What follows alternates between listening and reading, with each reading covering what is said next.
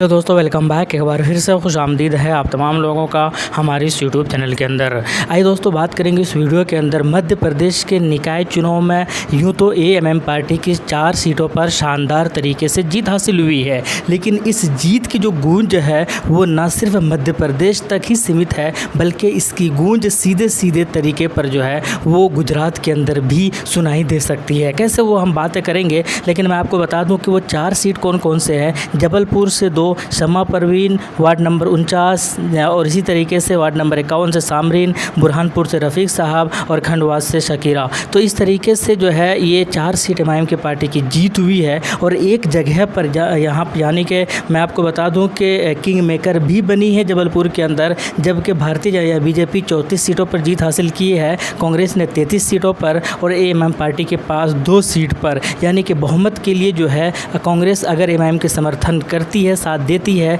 तो कहीं ना कहीं किंग मेकर भी बनती हुई नज़र आ रही है जबलपुर मध्य प्रदेश के अंदर। लेकिन हम बात करेंगे दोस्तों इसकी जो जीत की जो गूंज है, जीत कई माने में जो है बहुत इम्पोर्टेंस है, इसलिए भी है क्योंकि असद साहब ने काफ़ी ज़्यादा इस चीज़ के ऊपर चर्चाएं भी की थी, काफ़ी ज़्यादा वहाँ के लोगों को शुक्रिया अदा भी किया और काफ़ी खुश भी लगे। मैं आपको बता दूँ कि इसी तरीके से हालांकि मध्य प्रदेश के अंदर पहली बार चुनाव लड़े एमआईएम की पार्टी, इसी तरीके से गुजरात के अंदर भी एमआईएम की पार्टी पहली बार जो है चुनाव लड़ी थी वहाँ पर गुजरात के अंदर निकाय चुनाव, और वहाँ पर भी क्या शानदार तरीके से अहमदाबाद नगर पालिका में 21 सीटों पर चुनाव लड़ी थी एमआईएम की पार्टी और वहाँ पर 7 सीटों पर जीत हासिल हुई थी। इसके अलावा मोडासा और गोधरा के अंदर 20 उम्मीदवारों को मैदान के अंदर उतारा था, जिनमें से 16 सीटों पर जीत हासिल हुई थी। यानी कि कुल मिलाकर मैं आपको बता दूं कि 23 सीट पर एएमएम की पार्टी की जीत हासिल हुई थी गुजरात के अंदर, और इससे ज़्यादा मनोबल बहुत ही ज़्यादा बढ़ा था इस जीत के साथ। और सबसे इम्पोर्टेंस ये था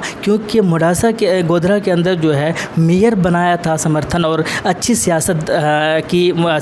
का मुजाहरा करते हुए उनके पार्टी, तो बीजेपी को हटाकर वहाँ पर मेयर का बनाना ये एक बहुत बड़ी कामयाबी थी और मनोबल ज़बरदस्त बढ़ा था। अब चूँकि मध्य प्रदेश के अंदर एमआईएम की पार्टी की एक ज़बरदस्त जीत हुई है और वही चिंगारी जो है गुजरात के अंदर फिर से लगी है, और लगने का रीज़न ये है कि वहाँ पर जो है इसी साल या आखिर में या फिर अगले साल के 1 जनवरी में जो है मैं आपको बता दूं कि वहाँ पर विधानसभा का चुनाव होना है, और उसी की तैयारी एमआईएम की पार्टी ज़बरदस्त तरीके से कर रही है। और जैसे वहाँ पर जीत हासिल हुई थी सबको सरप्राइज़ किया था, बीजेपी को भी कहीं ना कहीं मुँह की खानी पड़ी थी 1-2 जगह पर एमआईएम की वजह से, जैसे गोधरा के अंदर। तो उसी तरीके से कहीं ना कहीं एमआईएम की पार्टी अब ये प्रूफ करने की फिराक में है, इसी शिद्दत में लगी हुई है कि कैसे ना कैसे करके वहाँ पर गुजरात के अंदर ज़्यादा से ज़्यादा विधानसभा सीटों पर जीत हासिल करके जो है विधानसभा पहुंचा जाए, ताकि वहां पर विपक्षियों का जो एक मनोबल बढ़ा हुआ है उन मनोबल को कैसे तोड़ा जाए और एमआईएम का परचम बुलंद किया जाए। तो कुल मिलाकर यही है दोस्तों,